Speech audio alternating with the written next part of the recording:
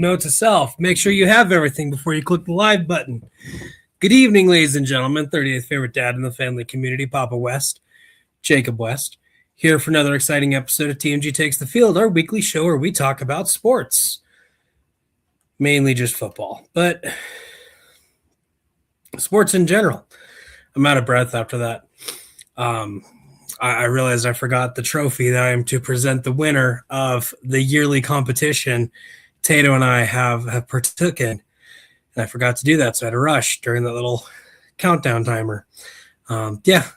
Super professional show, Papa. Let's go. But anyways, I am Papa West, Jacob West. I already said that, but I don't care. College football, that's still going on. FCS championship just happened earlier today. Montana State beat Illinois State 35-34 in overtime. Very exciting finish. Congratulations, Montana State, on that win. But we're not here to talk about FCS championship. We're here to talk about the NFL, the National Football League, the professionals. And we had our final week, week 18, and what a week it was. Every game mattered except for one. The one game that didn't matter, it happened on Saturday. The Buccaneers beat the Panthers. That game did not matter, but the rest of the games mattered. Seahawks beat the 49ers. Texans beat the Colts. Giants beat the Cowboys. Browns beat the Bengals. Myles Garrett got that sack. Record holder for most sacks in an NFL season. 23. It's a normal number, not 22 and a half. Falcons beat the Saints. Vikings beat the Packers. Jaguars beat the Titans. Rams beat the Cardinals. Broncos beat the Chargers. Commanders beat the Eagles. Raiders beat the Chiefs. Patriots beat the Dolphins. Lions beat the Bears. Bills beat the Jets. And then the Steelers beat the Ravens. A lot of exciting games. Again, every game mattered except for that one that we just talked about. But let's get our favorite starch in here. Tato, how's it going? I am doing fantastic. Things are coming up pretty Tato in I would say things are coming up all of our ways. You and I getting those 2 and 3 seed, we get to host a playoff game. What more do you want out of your NFL team? Except maybe not hosting a playoff game in the first week of the playoffs. We'll see what happens with that sort of thing. But yeah, I'm doing good. Won another fantasy championship, so undefeated in fantasy over the past 2 years. I'll say that. Undefeated in championship games, because I beat you like twice during the regular season. So you can't say you're undefeated for 2 years. Yeah, I used the wrong word. I'm bad. Train. All right. Well, I don't know what most of him was saying about not hosting a playoff game, because both our teams are hosting a playoff game. But what can I ask of the NFL? For the Eagles to play consecutive home games at least once this season, why do I have to wait for the first round of the playoffs just for us to play 2 straight home games all season? But hey, thankfully we do. But we have had all year a lot of random people join the video to make predictions over the week. And it seems like the whole season they were chasing something, because in week 1, we had everybody's favorite fire person, Jay Burns, throwing a 75% accuracy in week 1. The only person who got close was Jeremy Potters, because he hit 75%, his 12th time on the show. And it got to the point where I'm like, I can't let this go for you because you already had too many chances. But Jay, how does it feel knowing that you're better than everybody else? Well, I already knew that. But no, like it was really cool, man. I just had a feeling that things would go my way, and they did. Well, that's good. Good to hear. And as everyone knows, Tato and I have been having a competition all year. Last year, it went all the way up until week 18. This year, it was done by week 12. But we had with this week, I finished at 9-7, Tato at 11-5, making our final records. Tato 175-97, Papa 161-11. So Tato, congratulations. 2 years in a row, you have outpredicted me. And so for the win, I have your oatmeal cream pie. Woohoo! Catch. I wish we planned that better. I know, right? I planned it as the timer was going down and the music started.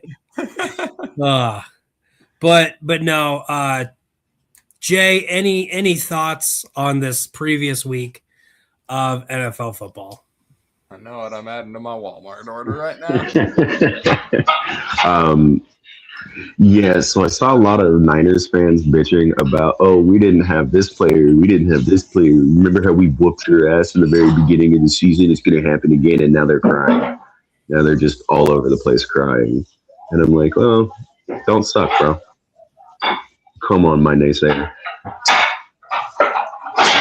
But that was really the only game I watched this week. I saw that the Raiders beat Kansas City, and I was like, well, the refs don't even have anybody to favor in either one of those. I saw that Pete Carroll got fired. That was wild. Knew that was going to happen, though, especially with the way that the Raiders have been playing this season. But outside of that, no, man, that Hawks game was fantastic. I know there was only 16 total points scored, but golly, man, that shit was fun. And I was at work. Yeah. So we did have some firings happen. We had one happen Sunday afternoon, Sunday evening. The Falcons did fire Raheem Morris, their 2-year head coach. Let the man enjoy the W for the night. I know, right? So crazy stats. The Falcons were eliminated from the playoffs at like the beginning of December. And they finished the season tied for the best record in their division. Like 4 straight wins to end the season is wild. One of those making the team that won Saturday lose a playoff spot, which is wild too. No, a lot of changes happening in the Falcons' office. Not only does Raheem Morris lose his job, they also fired their GM and then also their CEO. Supposedly they're supposed to be hiring Matt Ryan as like head of football operations, but we will definitely see what they do in the near future at GM, coach, and just front office in general. That was the only firing on Sunday. Monday, we did have a couple others. Again, like Jay was saying, Pete Carroll, after one season as the Oakland Raiders head coach, he was let go. We did also have Kevin Stefanski of the Browns. I believe 2 Coach of the Year awards, but unfortunately, a very lackluster year this year. 18 different quarterbacks? Okay, 4, but was it 4? 3? Too many. That's the real answer. He has been let go. Cardinals, Jonathan Gannon was fired later today. I did see something on like a NFC East meme page saying that he was the previous NFL offensive coordinator. And then I proceeded to read the comments, and everyone's like, bring him back. He's better than Steichen. And I'm like, come on, people. He was the defensive coordinator. Let's learn to look stuff up before we just post randomly. Both Jim Irsay and Shane Steichen of the Colts are keeping their jobs. They are not being let go. And then Joe Shane, GM of the Giants, also has been told he is staying for next year. Giants obviously did let go of Brian Dable during the season, so there will be some continuity there. I think that's everybody. Tato, am I forgetting anyone? One sec. I feel like maybe one. All right, while you're thinking about that, what's Leslie Higgins going to do? He's the director of football operations. Ew. Let's see. We got.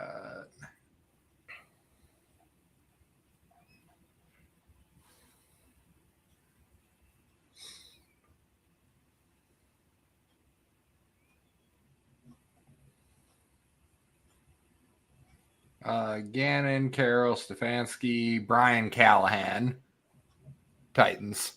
That was middle of the season though. Oh, okay, right. Yeah. So yeah, well, we mentioned Dable, so yeah. So yeah, it looks like 3 today or three on Monday. It is Monday. Wow, Jacob. Yes. 3 today, 1 yesterday, 2 in the middle of the season. And again, there's still some speculation, especially out of the AFC North, of one head coach who is his team's no longer playing. Zach Taylor also has been told he's staying. Speaking of the AFC North, that's a big mistake. Mike McDaniels has been told he's staying. That's a huge mistake. But we're going to quit talking about people losing their jobs. Even if it's my guy. He's going to come around. Yes. But no, there are also some teams in the playoffs who have some coaching question marks. We'll definitely hear some more in the next couple of months. And we'll be breaking it here at Takes the Field. So I'm going to go over how everyone did at the end of the season, division standings, a couple things that I got right. And then I have a playoff special for everybody. So talking a little bit about how the teams did that made the playoffs and how we think they're going to do. And then we're going to predict some week 1 playoff matchups. So as far as finishings go in the AFC East, we have the Pats winning it at 14-3. Bills got second at 12-5, and then the Dolphins and Jets. Fun fact, Papa got the Dolphins and Jets right. Not their records, but their standings. In the North, we had the Steelers winning it, then the Ravens, then the Bengals and Browns. I got the last two right again. The AFC South, I got none of that right. We had the Jags winning, and then the Texans, Colts, and then the Titans finishing in last place. And then the West, we had the Broncos winning it, Chargers getting in second, Chiefs at third, and then the Raiders being in last place, which I correctly predicted the Raiders. In the NFC, the East, the Eagles, first back-to-back champions in like 30 years, which I got right, called it. Cowboys at second, Commanders in third, and Giants in last place. The North was a complete flip of last year. Bears winning it, Packers getting second, Vikings third, Lions fourth. Also, fun fact, the last 3 place teams basically had the same record. 9-8, 9-8, and then 9-7-1. I said it. I can't recall. I'm going to pretend that I said it, though. When that Packers-Cowboys tie happened, I said it was going to matter, and it did. It did 100% matter. Also, the only conference every team finished with the winning record. That's got to say something, right? The AFC South, I correctly predicted the AFC South. All year I said, man, the Panthers are going to win this division. I don't know how, but they are going to win the division. They technically won the division. Technically, the Buccaneers finished in second. Technically, the Falcons finished third. And then the Saints finished in last place. So I correctly predicted that one. And I did correctly predict the Buccaneers record. I did have them finishing at 8-9. Technically correct. The best kind of correct. I do think it's kind of funny. Any team in the NFC North would have won the NFC South. Everyone with a winning record in the North. Nobody had a winning record in the South. And then the West, I also correctly predicted the West. Some people say the best conference. I knew exactly how it was going to finish. Seahawks won it. Rams second place. 49ers third place. And then the Cardinals finished in dead last.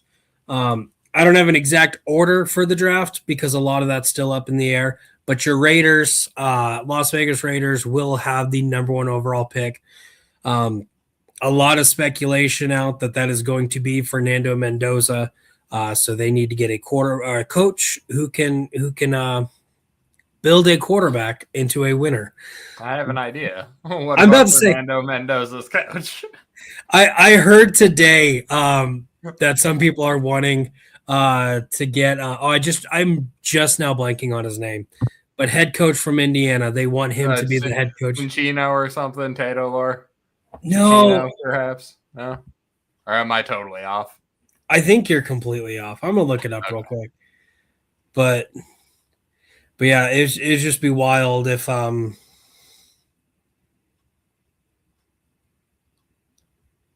the guy who has had the craziest couple years, Kurt Signetti. That's right.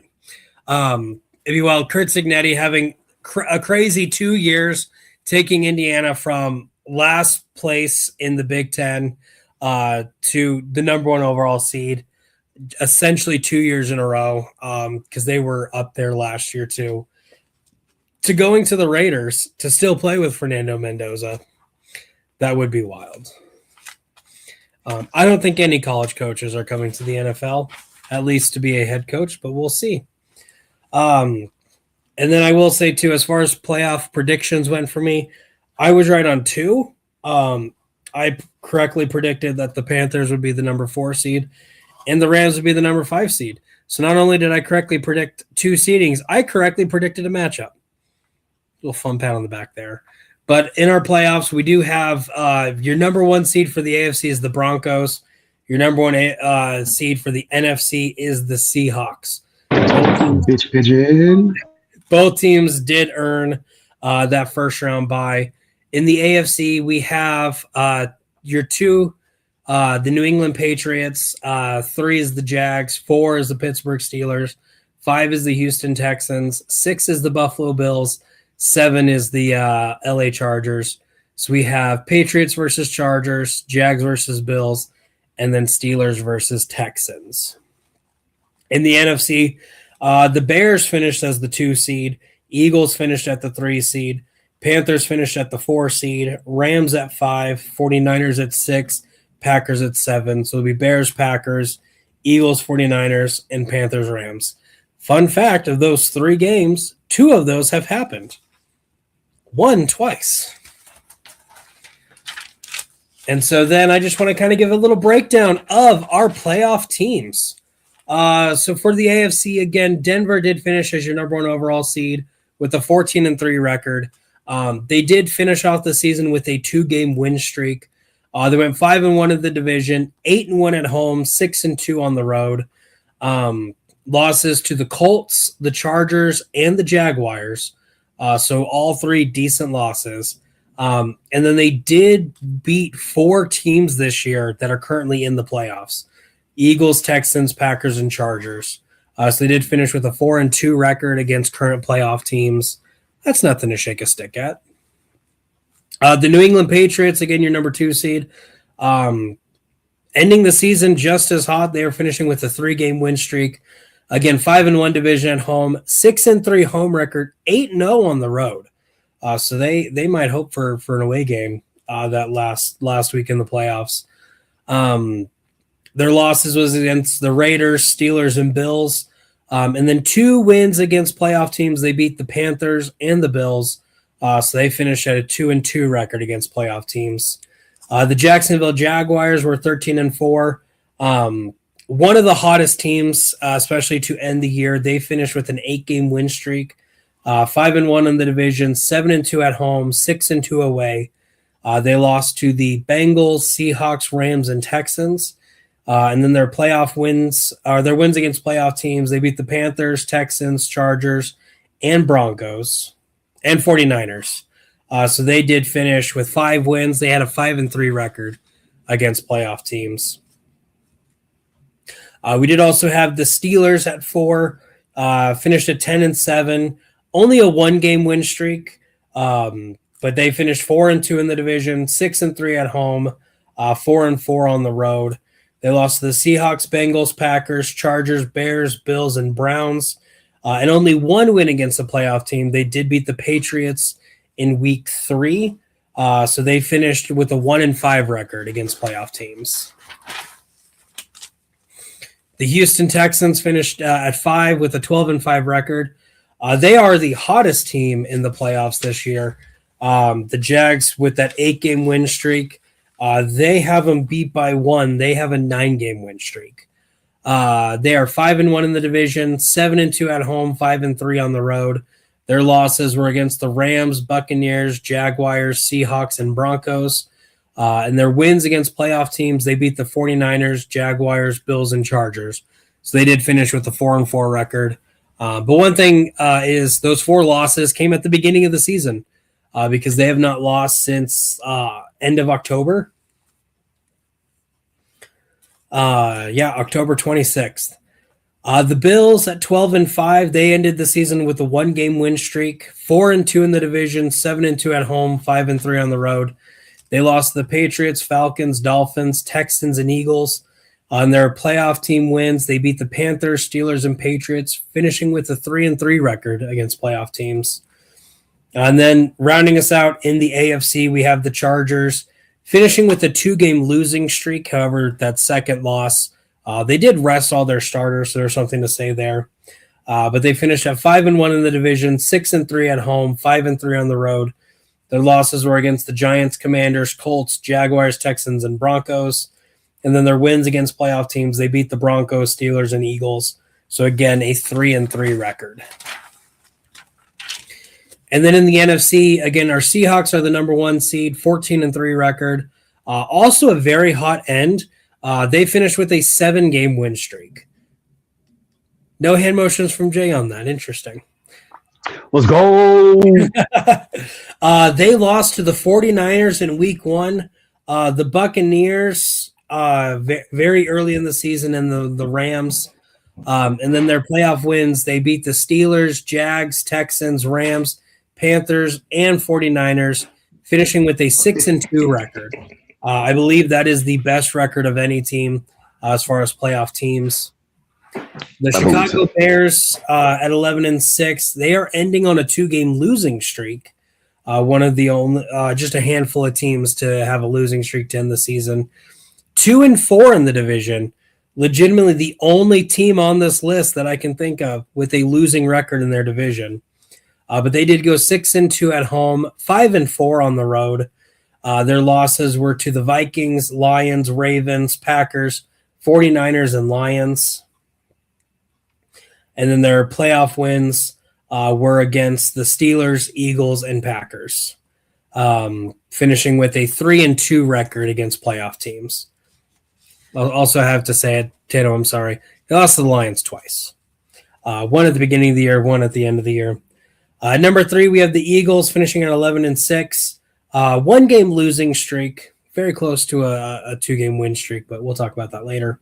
They finished 3-3 in the division. They beat everybody once. They lost to everybody once.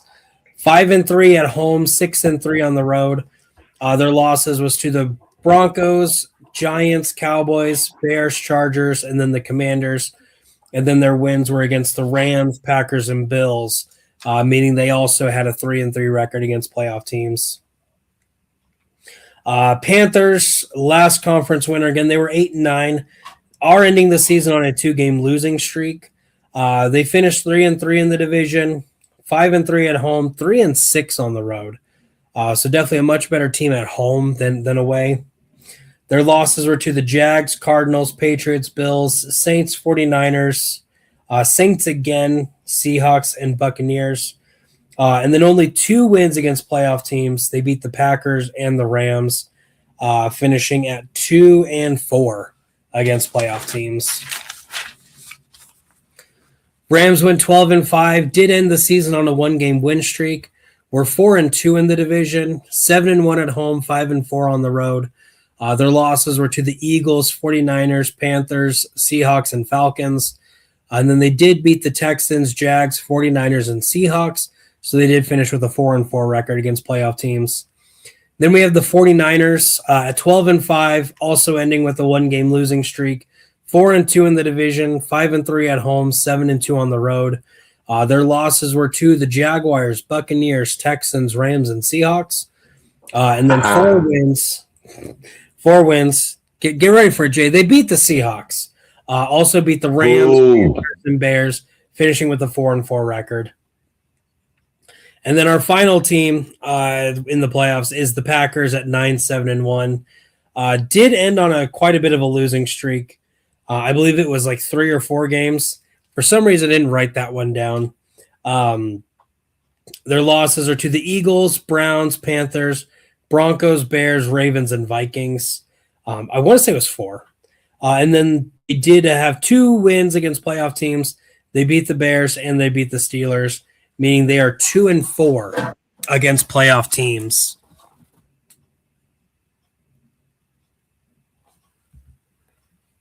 Jay, what are you doing?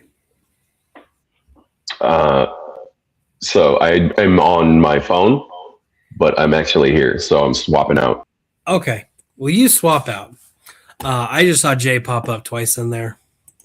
There we go. Jay's still here, guys.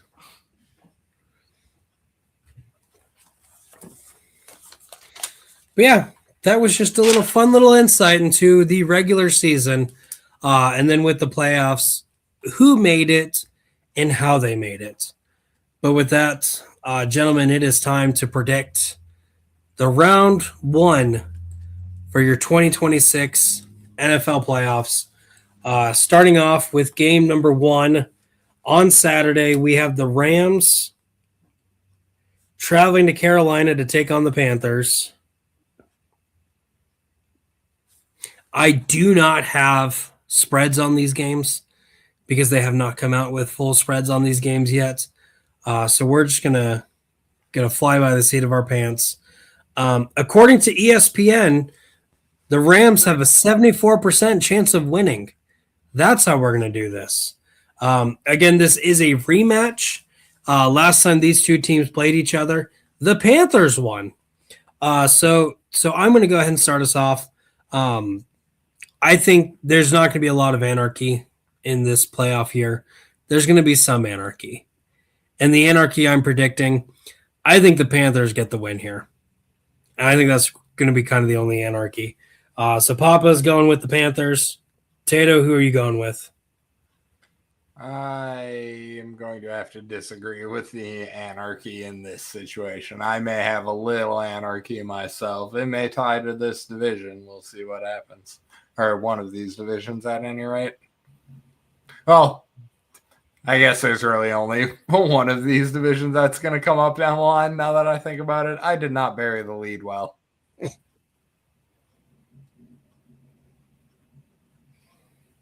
All right. So Tato going with the Rams.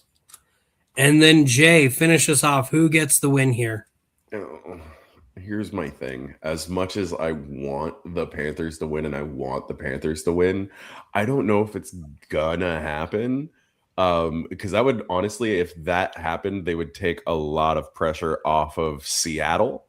Because we wouldn't have to worry about playing the Rams again. Not that we're really worried about it, but I don't know if we can do 2-point conversion magic twice, even once in the regular season and in the postseason, if it gets to that point. I do kind of have to go with the Rams on this one, though, just based on everything I've seen in the last several weeks, with the exception of, their loss to Seattle. Sorry about that. I'm not trying to bring it up to be like, haha, fuck you. But yeah. I mean, even in that loss, they were a fucking phenomenal team. They had great offense, and their defense is nothing to shake a stick at either. Definitely. And you know what else is not something to shake a stick at? We're doing great, Uzumaki. Thank you for joining us. Throw it in the comments, everyone who's watching. Who's your prediction to win some of these games? Because I like seeing other people disagree with me because it makes me feel so smart. Next, we have... He's got a shade. Don't let him lie to you. Are we from the Hidden Leaf? No. Jay is apparently. I don't know what that means. It's a Naruto reference. Yes. I'm gonna say I can say something that's going to get me canceled. Next, we have the Packers traveling to Chicago to take on the Bears. Again, these teams have split both of their matchups. And according to ESPN, the Packers have a 54.7% chance of winning. Tato, who gets the win? Well, in that case, I will call 6% anarchy or what have you, whatever the math is on that one. Because Steiner math says I'm not doing the bit. I'm going to take the Bears on this one. The last time the Bears lost 2 games in a row, capped off by a loss to the Lions, they proceeded to win 4 games in a row after that. That is about to happen again. All right, and Jay, who's your pick? I fuck the Packers. Like, fuck the Packers since the Brett Favre era. Fuck the Packers. I'm gonna go with the Bears on this one. I got to. It's funny. Brett Favre said the same exact thing like 5 times in those last couple years. This is one where I go back and forth on because I've seen these teams play each other twice. One wasn't that close. And the other one was a lot closer than it should have been. I think the Bears, when they got that win, were very lucky to get that win. They did capitalize on a Jordan Love injury, which isn't going to happen because he is healthy and ready to play. But I'm happy about because Malik Willis is better. Anyway. Well, right now he doesn't have a shoulder, so I'm not sure how much better he is. That's his mind. Yes. So I think this game will be very tight. And it kind of makes me think that the Eagles were smart in getting the 3 seed. Because let's be honest, every team in the playoffs is good except for one team. There's one team that is absolute dog water. And I picked them to win like a couple minutes ago. Every other team, if you're like, do I have to, I can play them or any other team, you're going to pick any other team. I forgot when you were going over the streaks, what was the Packers streak coming into this? I want to say it was like 4 straight losses. Okay, I'll look it up. Check. Yeah. Extra L's. 4 straight losses. Their last win was against the Bears. They lost to the Broncos, Bears, Ravens, and Vikings all in a row. But one thing that's been consistent, especially in the last 4 games, is that the Packers have really struggled on the run. Derrick Henry went off on them, made me really think I was going to win a fantasy football championship, and then the rest of the games happened. I really like DeAndre Swift. I wish he would have stayed an Eagle. Kyle Monangai. Fun fact, I knew who he was before the season started because of a bit on a BDGE trivia. And then thankfully, as watching him, I've gotten to really see how good of a runner he is. And I'm not going to talk about that Black Friday game. And so I do think that the Bears, it's going to be a close, tight game, but I think they do just enough to pull it out. All 3 of us are going with the Bears. Yeah, they're going to pull out and finish on a Packers back. This is a family show. Yeah. As you have said the F word countless times in these last couple. Hey, you can tell me not to swear. I'll try my best. No, I'm not JB3. I just expect more out of you. More swearing. Got it. Next, we have the Sunday games. Our first Sunday game, the Buffalo Bills traveling to Jacksonville to take on the Jaguars in exactly what playoff football should be. 80-degree weather, nice and sunny, no wind. It's going to be great. According to ESPN, Jaguars are a 51.2% chance, or 51.2% chance of winning. So they're favored by a little bit. Jay, who's your pick here? Fuck no. I don't. I'm going with the Bills. Give me Josh Allen. Give me Josh Allen. If I take him in fantasy, I gotta back him all the way when he makes it, no matter how heartbreaking it is when he ultimately ends up losing before the Super Bowl. I know, right? Again, this is hurts. This is one that I have gone back and forth on too. I just don't like Trevor Lawrence and his stupid ass Squidward looking face. I don't like him either, but I have been really high on the Jaguars all year. And look where it's got me. Absolutely nowhere because I lost in our I lost in every fantasy league where I had a Jaguars player in. I lost in our predictions. I'm probably going to lose on playoff predictions because we don't keep track of this. Let's be honest here. But hey, one team has been super hot. The other team, I mean, let's be honest, they managed to beat the Jets.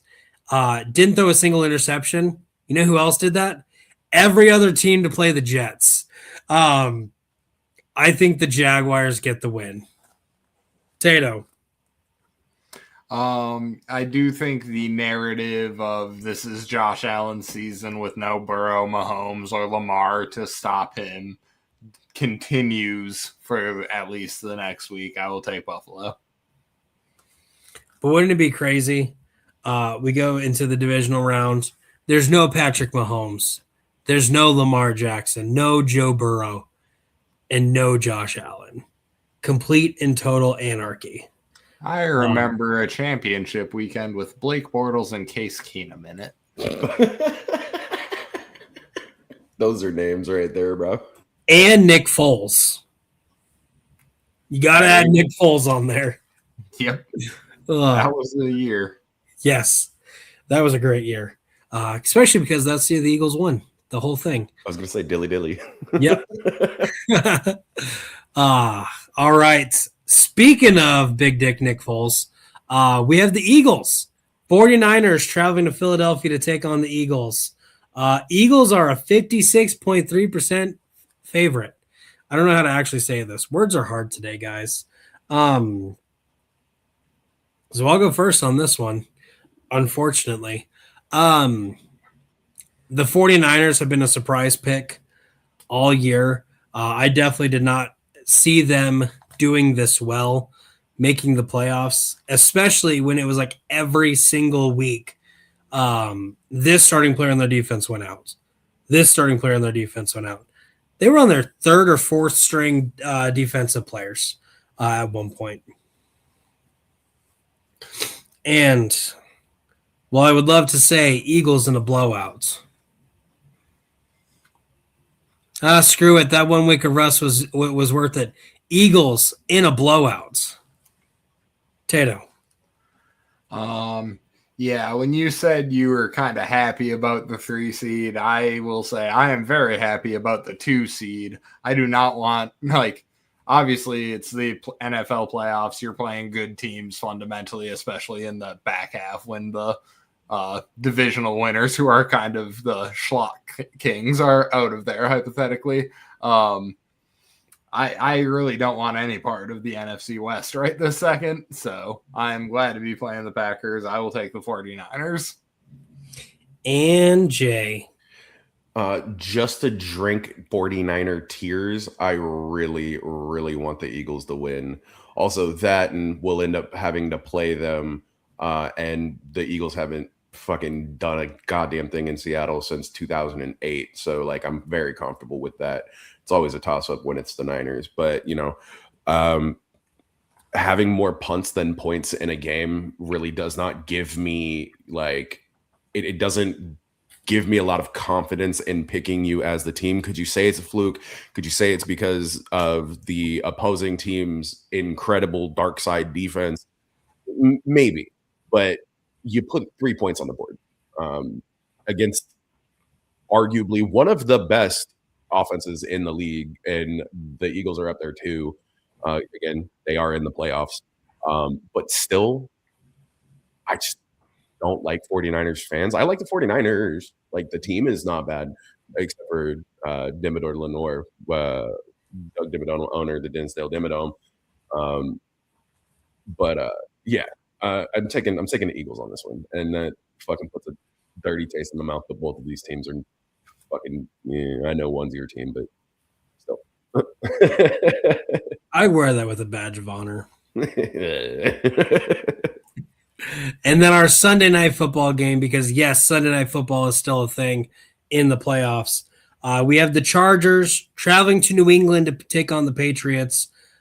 Patriots are predicted 54.4% chance of winning. Tato, start us off.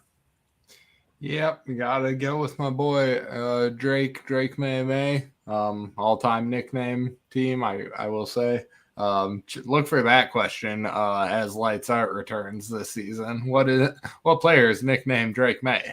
That'll be a fun one for all involved. I'm going to take the Patriots. All right, and Jay.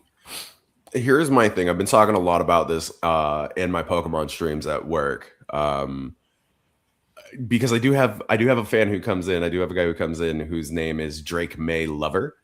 And he obviously really likes the Patriots. So here's my thing. This is a request from Drake May. Swallow your pride and let Jay Herbo do his thing. I'm taking the Chargers.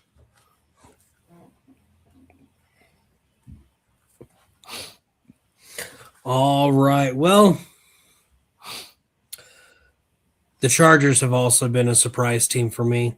I predicted them to finish third. I thought they would do decent.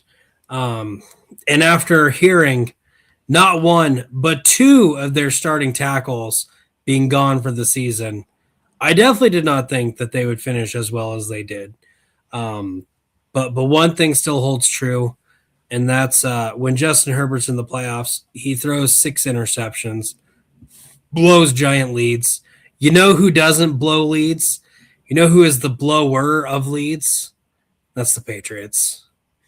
Words. What? The blower of leads means that he blows leads. What are you talking about? No, they're Your not words the ones who blow them. They're the ones who get blown against. The Falcons blew that 28-3 lead. Against who? Against the Patriots. Not with Drake May on their team. You're not wrong. I feel dirty in saying that I think the Patriots win, but I do think the Patriots get the win. Which then we move on to Monday Night Football, because apparently Monday Night Football is still a thing, even in the playoffs. As the Texans travel to Pittsburgh to take on the Steelers. Jay, who is your pick? You said Texans and Steelers? Texans at Steelers. Okay. I don't even know how the fucking Steelers decided that they were going to show themselves up into the playoffs. But all right. This one, shout out to Mr. Sinister and Little Sinister and Mrs. Sinister. W is for watermelon. W is what Texans are going to get, baby. The Texans have been the hottest team basically in the last 8 weeks. One more win than the Jaguars have. But it's all right, because at the end of this week they'll be tied. No, I'm kidding. I do think the Texans win.